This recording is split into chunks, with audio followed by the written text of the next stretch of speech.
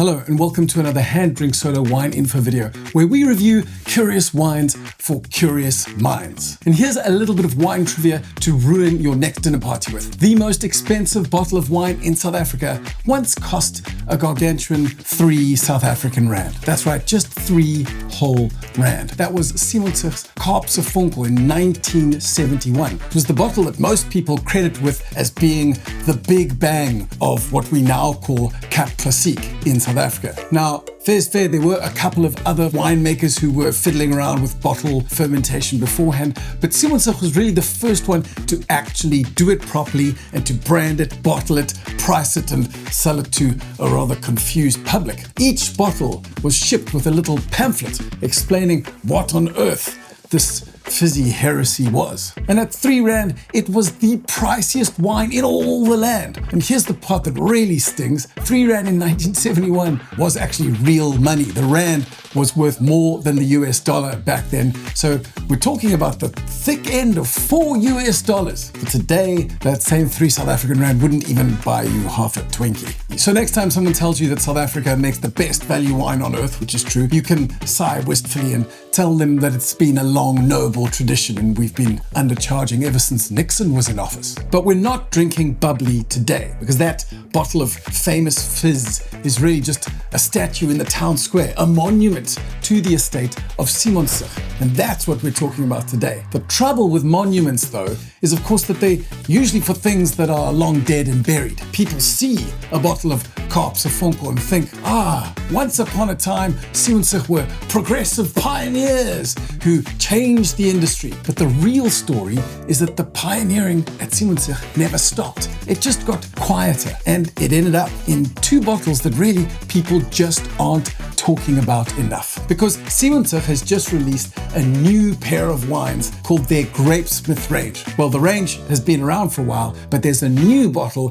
that now brings beautiful balance to that Grapesmith range. So really they're made in tiny quantities and this range is easy to miss, but they're magic if you can find them. So I got to taste these 2 bottles side by side and the headline really was that they are too good to keep silent about. So the purpose of today's video is not only to celebrate some pretty wild innovation and pioneering acts from Simonsig as far back as the 1970s, but also to shine some light on some innovations that are perhaps less glamorous than a bottle of bubbly, but far more consequential for the future of South African wine. And this pretty little pigeon pair that we have together today, a white called Mediterraneo and a red called Maritimo, are living proof of that quiet continued innovation.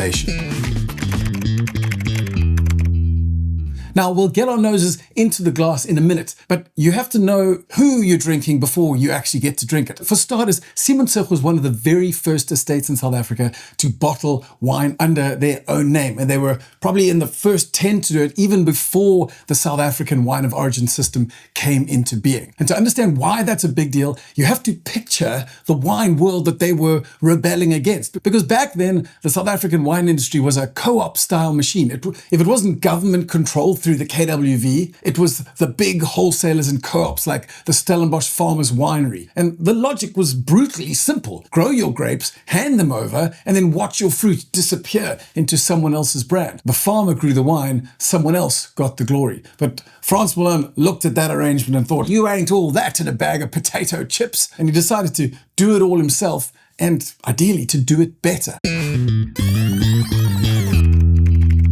Because here's a little interesting thing that you may not have thought of. For most of wine history, the actual wine cellar, the place where the wine gets made, has been viewed largely as little more than a factory or a production unit. And doors were kept bolted, 0 signage, and certainly there was no plan for you, the drinker, to ever be allowed to set foot inside such a production unit. So there was this radical notion that a tourist might want to visit a cellar, and that took root only really in the 1930s in Germany. And then the French, as ever, turned up fashionably late, and Alsace was actually the first to do it in France in 1953, and Bordeaux, bless it, came way later after the New World even. So in the New World, there was an awakening as well, and Napa started hosting visitors and marketing itself in the 40s. No one had actually built the thing, a formal signposted drive yourself route running from farm to farm. No one, at least until 1971, when Simonsig's Frans Malan roped in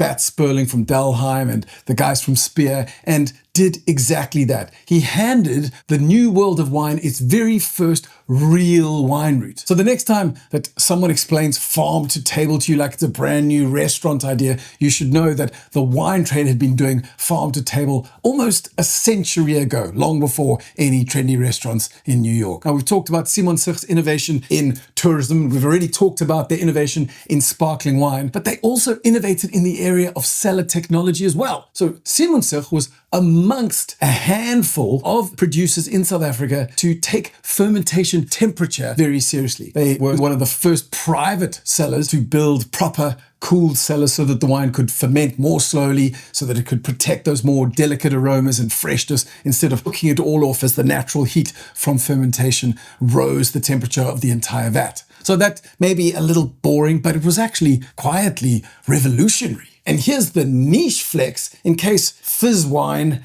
and tourism and fermentation temperatures wasn't enough innovation. We can add to the list that Frans Malan was also one of the first people in South Africa to bottle a serious Rhine Riesling, the real Riesling, the German one, not the local imposter we used to call Cape Riesling. Now, I know you're about to say that South Africa isn't exactly famous for its Riesling, is it? That's fair, but that doesn't change the fact that South Africa's best Rieslings are genuinely world-class, and they're capable of going toe-to-toe with some of the great ones. And those wines exist only because of the pioneering work of people like Frans Malan. And by the way, I am fully aware that wine critics, wine journalists, trade people get far more excited about Riesling than any so-called muggle wine drinkers. So I'm not going to waste your time now, but if you want a list of some of South Africa's outstanding dry Rieslings to try, then drop a note in the comment below and I will send you that list personally. By now, you've gathered that Simonsig, owned by the Malan family, aren't the laurel-resting type. So it'll surprise precisely nobody that a couple of decades back, Johan Malan went hunting for innovation, scouring the international scene for people with the same itch to make the world smarter, better. People who liked breaking things and making waves, like an alcoholic uncle at a pool party, I guess, but doing it in the name of progress. Johan's hunt led him to the parent family who owned Tablas Creek in California and who also happened to own Chateau de Beaucastel in the Rhône, which is one of the most quietly untouchable estates in the last 100 years in that region. Now, Johan tasted a particular white wine there that stopped him dead in his tracks. It was roughly 7 years old, but it was still tight and mineral and humming with life. It wasn't fruity or flashy, but it was about texture and tension, slow burn complexity, like an episode of Rubicon, except inside a bottle of wine. So he came home from that trip to Tablas Creek and he started hunting cultivars so that he could try and recreate that feeling. And so it was in 2012 that Johan Malan made the first barrel of fermented Roussanne, staying entirely on its own. Reportedly, the first Roussanne ever carried into the Cape Winemakers Guild auction, which, by the way, takes some nerve because the Guild is not a soft crowd. They're more like a viticultural deep south biker gang and sometimes as averse to change. Every member is expected to land a wine on the auction at regular intervals, and these wines are tasted blind and they're judged by your toughest, sharpest peers. And if you fall short 3 years running, they can quietly revoke your membership. So for a man like Johan Malan, with a reputation built over decades, to walk into that room holding a weird, whispery white wine made of grapes that most South Africans couldn't smell, that's not a hobby, that's conviction. And he didn't just stop with that one wine either, because the idea grew. It was the lone Roussanne, and then Marsanne came in, and it became a wine called Kluisenaar, and eventually the broader Mediterraneo blend, which had a whole lot of other cultivars. And that's the wine that we're about to drink today. So it really was a whole philosophy built one cultivar at a time, because Johan had clocked something about where the Cape Winelands climate was heading, and he needed grapes that could ripen fast and hold their nerve in the increasingly hot climate. He needed varieties with high natural acid already built in, and some of them, like Verdelho, are exactly what are now trendy winemakers are scrambling to vine, sniffing out for tiny, forgotten parcels like Venus truffle pigs. The thing is, the Malans found those parcels first, and in some cases, they just planted them themselves, because Simonsig is actually home to South Africa's very oldest Verdelho vineyard, which was planted in 1996, which makes that vineyard older than many of those young trendy winemakers that we just mentioned hunting for their Verdelho. And the only reason I mention all that is so that it's very clear that these 2 bottles that we're drinking today aren't Simonsig waking up late to a trend and scrambling to catch the school bus. It's the opposite. They were the ones who planted the seed. They planted little school bus seeds and waited for the school bus to grow. They were basically the Johnny Appleseed of school buses, which is a metaphor for wine. And so these 2 bottles are those buses, and they wouldn't be here at all unless Simonsig had been quietly growing these cultivars for decades. So which cultivars, you might ask? Well, the white Mediterraneo is Marsanne, Roussanne, Grenache Blanc, and Verdelho. And the red wine, the Maritimo, in its very first vintage, is a supremely elegant, lighter frame, Mediterranean red, made from Mourvèdre, Grenache, Marselan, and Syrah. But enough history, let's actually get into the bus. So before we give this guy a sniff, we must remember that this glorious little white is basically the genesis of the whole Grapesmith adventure. It was originally the Claysonar, the idea that then grew up into the Mediterraneo. And here's the restraint I love about this particular wine. Simonsig is an estate sitting on some of the most ludicrously good Chenin Blanc old vines in the country. So the temptation to toss a splash of South Africa's trump card grape Chenin Blanc into that blend must have been enormous. But Johan did not do that. Not a drop. And the wine, I think, is far better for it. So let's give it a sniff. Well, the nose is unlike anything. There's this strange, deep, floral thing that's a little bit like orange blossom, but it's turned way up and pushed from orange blossom into almost like a apricot candy bonbon territory. And behind that, there is a slightly more, savory aroma, a little bit of lees, maybe cookie dough, maybe pie crust. It's in that zone.